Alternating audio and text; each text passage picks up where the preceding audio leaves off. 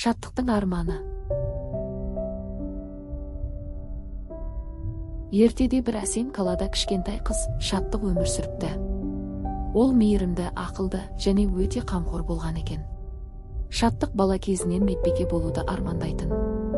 Ол ауру адамдарға көмектесіп, олардың жүздерінен қуаныш көруді қатты қалапты.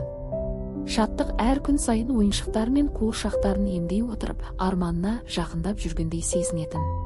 Ол олардың жараларын таңып, жылы сөздер айтып, барлығын күлімдеуге мәжбүр ететін.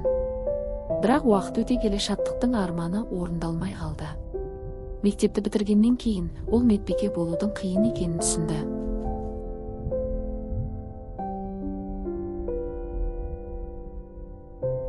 Оның орнына Шаттық тәрбиеші болуды шешті. Тәрбиеші болып жұмыс істей бастаған кезде Шаттық күтпеген нәрсе байқады. Ол өз арманына басқа жолмен жеткенін түсінді.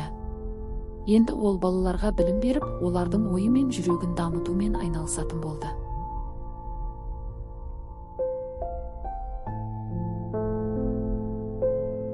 Балалардың күлімдегені оның ең үлкен қуанышы болды. Сөйтіп Шаттық өзіне өмірлік маңызды сабақ алды. Армандар кейде өзгере алады, бірақ егер мейірім мен жүрекпен жұмыс істесе, кез келген